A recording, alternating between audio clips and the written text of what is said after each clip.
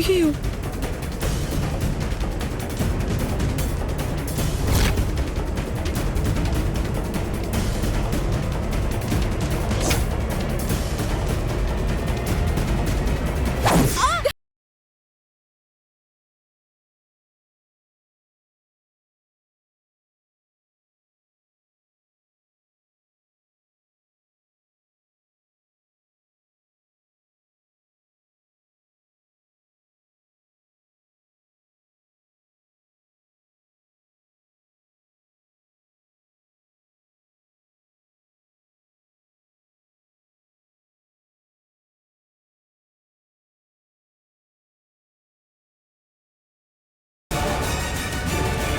மண்டையை உடைக்காம விட்டானே. உனக்கு எவ்வளவு தைரியம் இருந்தா அப்படி பண்ணிருப்பேன்? ஆதி,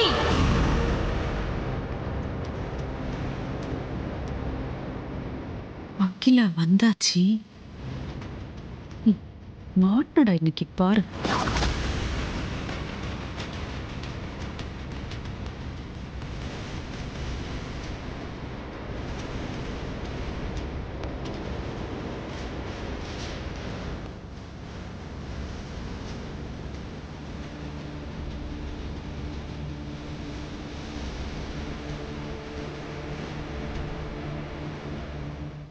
என்ன நடக்குதுங்க? இத்தனை நாள் மித்ரா கிட்ட வெறுப்பா தான் நடந்துட்டு இருந்தேன்.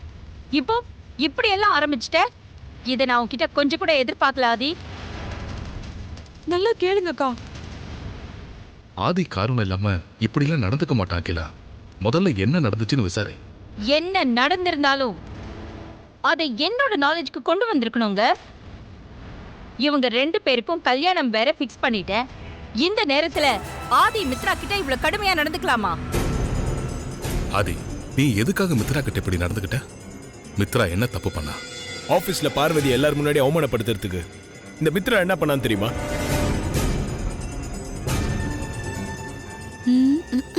பார்வதிக்கு இங்கிலீஷ் சரியா தெரியாதுன்றதுக்காக மேனேஜரை மிரட்டி பார்வதிக்கு இங்கிலீஷை தப்பா எழுதி கொடுத்து அவளை பேச வச்சிருக்கான்.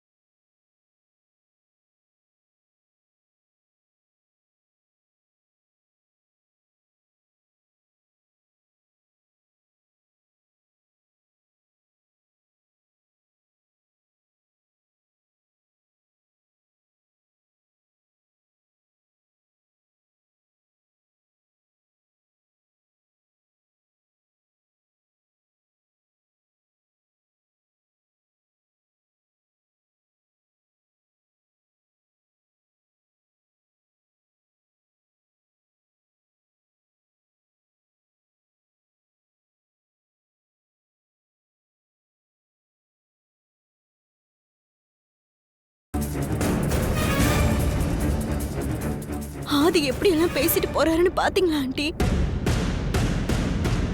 ஐயோ, இன்னும் இவ்வளவு முறைக்கிறா.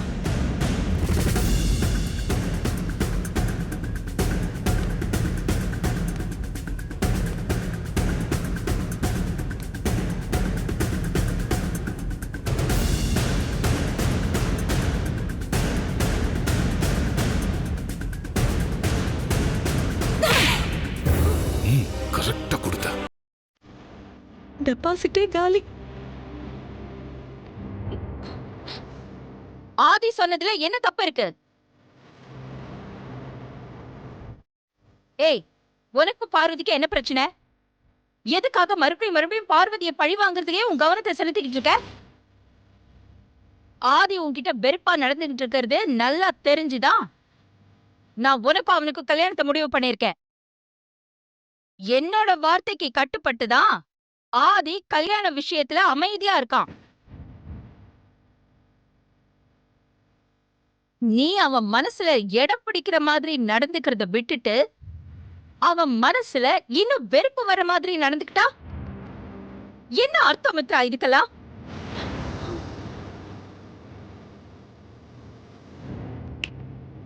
பார்வதிய பழி வாங்குறேன்னு நீ ஆதியோட பொறுமைய சோதிக்காத. அது நல்லதுக்கு இல்ல. இந்த கல்யாணம் நல்லபடியா நடக்கிறது உன் கையில தான் இருக்கு. பார்த்து நடந்துக்கோ. ஆண்டி,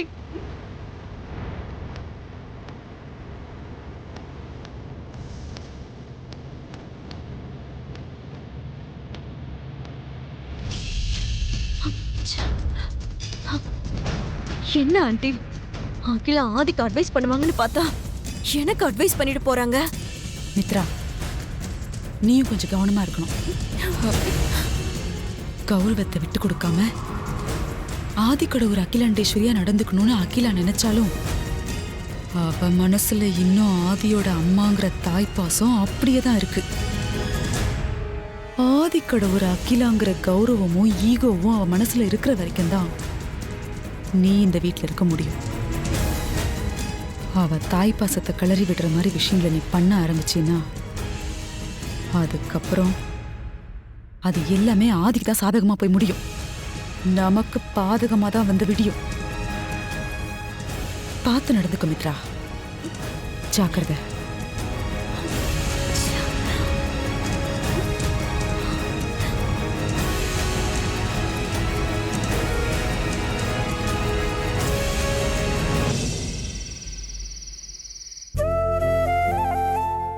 அப்பா, மாத்திரை சாப்பிடுங்க.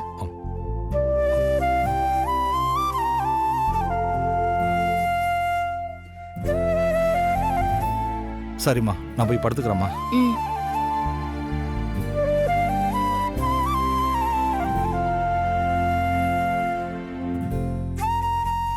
கணேசா, ஹோம்ஒர்க் எல்லாம் முடிச்சிட்டியா? முடிச்சிட்டேன்க்கா. சரி, எல்லாத்தையும் எடுத்து வச்சுட்டு போய் படுப்போம். எனக்கு ஒரு முக்கியமான வேலை இருக்குக்கா. முக்கியமான வேலையா? அப்படி என்ன முக்கியமான வேலை? நான் படிக்க வேண்டியதை நான் படிச்சு முடிச்சிட்டேன். நீ இன்னும் படிக்கவே ஆரம்பிக்கலையே. உன்னோட புக் எடுத்து வச்சு படிக்கா. நீ ஒழுங்கா படிக்கிறியா இல்லையான்னு மாமா என்ன பார்க்க சொல்லியிருக்காரு. டே கணேசா, தமிழ்னா கூட படிச்சிருவேண்டா. இந்த இங்கிலீஷ் என்னால படிக்கவே முடியலடா. புத்தகத்தை எடுத்து வச்சாலே தூக்கமா வருது. 247 எழுத்துக்கள் இருக்க தமிழ ஈஸியா படிக்க முடியுது.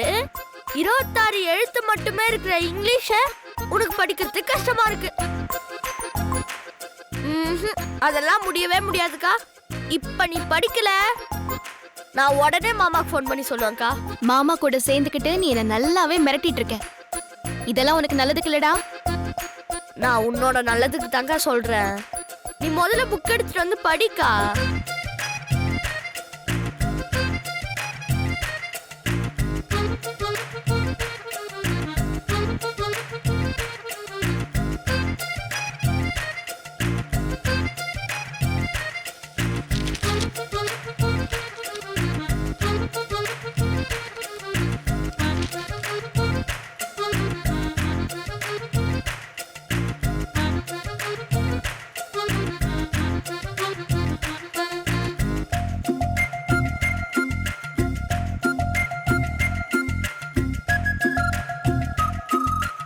அக்கா, ஒழுங்கா படிக்க போறியா இல்லையா? நான் படிக்கிறேன்டா, நீ படி.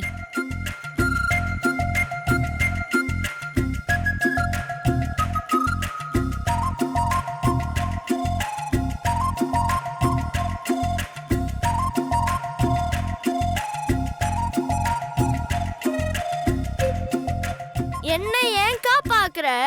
புக்க பார்த்து படிக்கா. படிக்கிறேன், நீ படி. நீ படி. நான் படிக்கிறேன்க்கா, படிக்கிறேன்.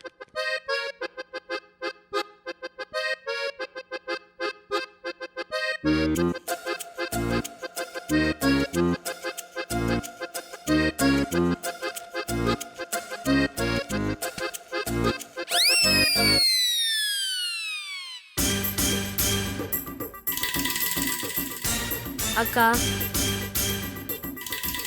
அக்கா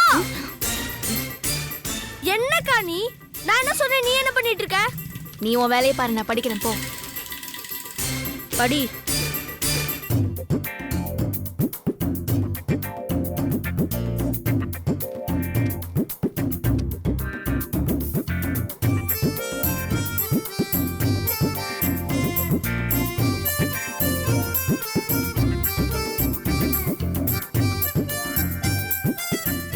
நம்ம சொன்னாலாம் அக்கா கேட்காது, சொல்ல வேண்டியவங்க சொன்னா கேட்கும்.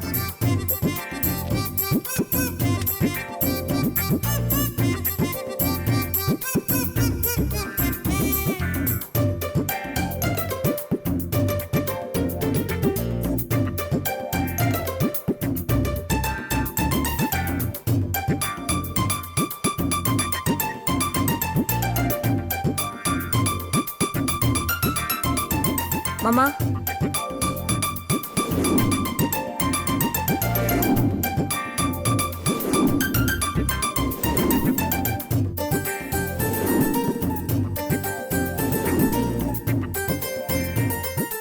சரி, ஓகே மாமா, கட் பண்றேன்.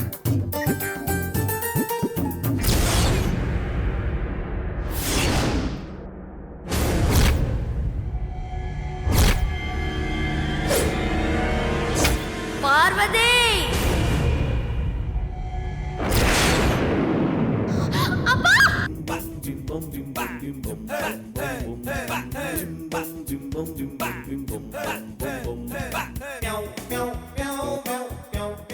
என்னக்கா பயந்துட்டியா? டேய் உன்னை போட்டேன்னா அக்கா, மாமா என்ன காப்பாத்துங்க, அக்கா அடிக்க வருது மாமா. எல்லாம் நீங்க கொடுக்கற இடம் தான் மாமா. இவன் என்ன பண்ணான் தெரியுமா? தெரியும், பண்ண சொன்னதே நான் தானே. என்னடா ஓரா பண்ணிட்டியா? இல்ல மாமா, லைட்டா தான். லைட்டுக்கேவா? என்ன மாமா, நான் எவ்வளவு பயந்துட்டேன் தெரியுமா? இனிமே கண்ணு மூடுனா எனக்கு அந்த ஒருவன் தான் முன்னாடி வந்து நிக்கும். தூக்கமே வராது மாமா. நீ ஒழுங்கா படிச்சா அவன் ஏன் இதெல்லாம் பண்ண போறான்? நீ தூங்காம இருக்கணும் தான் இதெல்லாம் பண்றான். பயமுடுத்துறா. எடு. என்ன மாமா, நீங்களும் அவன் கூட சேர்ந்து இப்படி பண்றீங்க? அப்படிதான் பண்ணுவோம். டே கணேசா, நீ பண்றது சரியான ட்ரீட்மெண்ட் தான். உன் அக்கா படிக்காம இந்த மாதிரி ஏமாத்தி தூங்குனான்னு வச்சுக்கோ, இந்த மாதிரி எதனா பண்ணி பயமுடுத்தி எழுப்பிடு. ஓகே மாமா, டன். இங்க பாரு, நீ படிக்கிறேன்னு சொல்லிட்டு சாரை தொந்தரவு பண்ணக்கூடாது, புரியுதா? ரெண்டு பேரும் ரொம்ப ஓவரா தான் போறீங்க. இருக்கட்டும், ஒரு நாளைக்கு இதுக்கெல்லாம் இருக்கு. சரி, அதெல்லாம் அப்புறமா பாத்துக்கலாம். நீ முதல்ல உட்காந்து படிக்கா. அதான் சார் சொல்லிட்டார்ல, போய் உட்காந்து படி போ. என்ன பாக்குற? அதான் சொல்றான்ல, போய் உட்காந்து படி.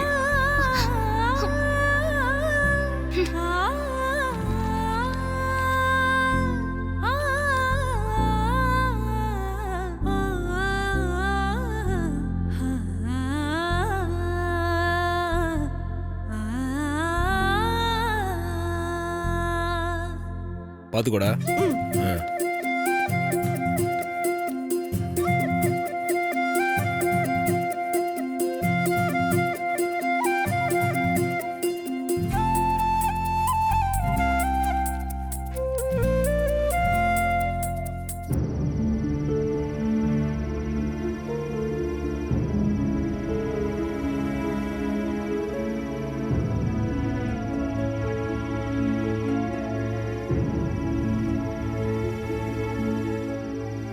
ஆக ஆதியோட பிறந்த நாள் அன்னைக்கு 2 கல்யாணத்தையும் நடத்தி முடிக்கணும்னு அகிலாண்டேஸ்வரி அம்மா முடிவு பண்ணியிருக்காங்க இல்லையா? ஆமா குருஜி, அகிலாண்டேஸ்வரி ஏற்பாடு பண்ணியிருக்கிற இந்த 2 கல்யாணமும் நடக்க கூடாது. அதை எப்படியாவது தடுத்து நிறுத்தணும். அதுக்காக தான் நாங்க உங்ககிட்ட உதவி கேட்டு வந்திருக்கோம். இதுல நான் என்ன பண்ணணும்னு நீங்க எதிர்பார்க்கறீங்க? எல்லாம் தெரிஞ்ச நீங்களே இப்படி கேட்டா நாங்க என்ன சொல்றது குருஜி? அகிலாண்டேஸ்வரி மனசுல ஏதோ ஒரு கணக்கு இருக்கு குருஜி.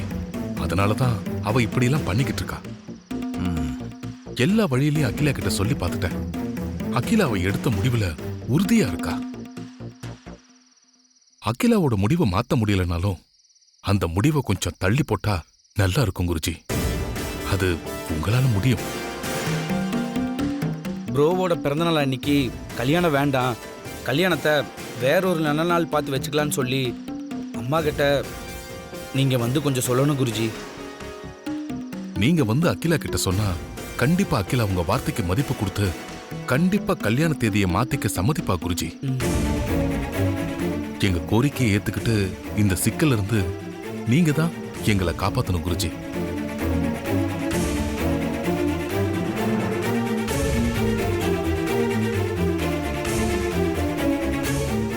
லிங்கத்தோட திருவிளையாடல்கள்ல இதுவும் ஒன்று போல இருக்கு. சரி, உங்க கணக்கு ஜெயிக்குதா இல்ல அகிலாண்டேஸ்வரி அம்மாவோட கணக்கு ஜெயிக்குதான்னு நாளைக்கு தெரிஞ்சிடும். உங்களுக்காக நான் நாளைக்கு வந்து அகிலாண்டேஸ்வரி அம்மா கிட்ட பேசி பார்க்கறேன். ரொம்ப சந்தோஷம் குருஜி. நாங்க வரோம். நல்லது, போயிட்டு வாங்க. வரேன் குருஜி.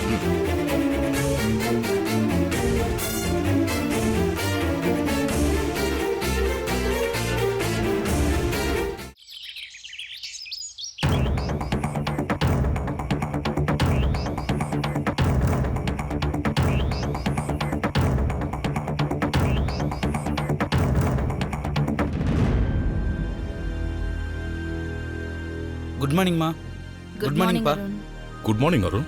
அம்மா ஐஸ்வர்யா எங்க? ரூம்ல ரெடி ஆயிட்டு இருக்காப்பா, இப்ப வந்துருவா. ஆதி ரெடி ஆயிட்டானா? ப்ரோ ரூம்ல இல்லம்மா, வெளியே கிளம்பி போயிருப்பார் போல இருக்கு. ஓ, வேற எங்க போயிருப்பான்? காவிய காதலிய பார்க்க போயிருப்பான்.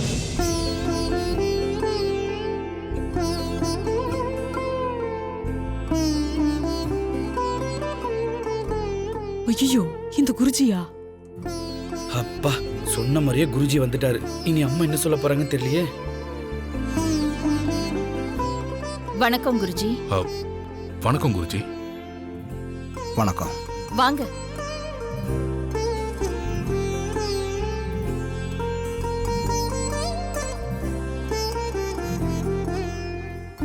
உட்காருங்க குருஜி.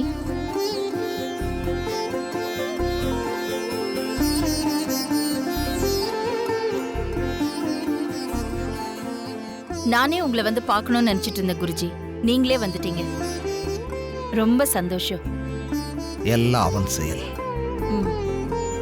இந்த குருஜி சும்மா வர மாட்டாரே. ஏற்கனவே லிங்கத்தை கொண்டு வந்து கொடுத்த மாதிரி இப்ப எந்த ஏழ்றையை கூட்டிட்டு வந்திருக்காரோ தெரியலையே. ஆதியோட பிறந்த நாள் அன்னைக்கே ஆதிக்கும் மித்ராவுக்கும் கல்யாணம் ஃபிக்ஸ் பண்ணிருக்கேன் குருஜி.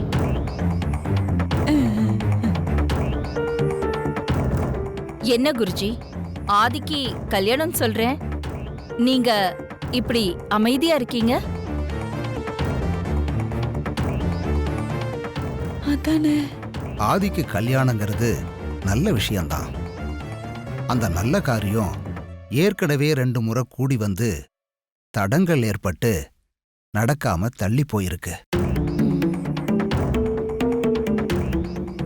இந்த குருஜியோட ஓப்பனிங்கே சரியில்லையே. இவர் எதையாவது சொல்லி அகிலா மனச குழப்பி கல்யாணத்தை தள்ளி போட்டுற கூடாதே. ஐயோ, அப்படிலாம் எதுவும் நடக்க கூடாது. வாழ்க்கையில பிறப்பும் இறப்பும் ஒரு முறை தான். கிட்டத்தட்ட கல்யாணமும் அந்த மாதிரி தான். இந்த கதையெல்லாம் யார் கேட்டா? ஆணும் சரி பெண்ணும் சரி, பிறப்பிலிருந்து கல்யாணம் வரைக்கும் ஒரு வாழ்க்கை வாழ்றாங்க. கல்யாணத்துக்கு அப்புறம் இன்னொரு வாழ்க்கை வாழ ஆரம்பிச்சிடறாங்க. அதனால தான் கல்யாணத்துக்கு நாள் நட்சத்திரம் கால நேரம் பார்த்து முகூர்த்தம் முடிவு பண்றாங்க. போச்சுடா, நான் நினைச்ச மாதிரியே இந்த குருஜி வில்லங்கத்தை கூட்ட போறாரு போல இருக்கு. நீங்க ஏதோ சொல்ல நினைக்கிறீங்கன்னு நான் புரிஞ்சுக்கிட்டேன் குருஜி. அதானே. நீங்க சொல்ல நினைக்கிறத நேரடியாவே சொல்லுங்க. ஆதியோட பிறந்த நாள் அன்னைக்கே கல்யாணத்தை வைக்கணுமா? என்னது? வேற ஒரு நல்ல முகூர்த்தம் பார்த்து கல்யாணத்தை வச்சுக்கலாமே. இந்த சாமியார் மண்டையில தீய வைக்க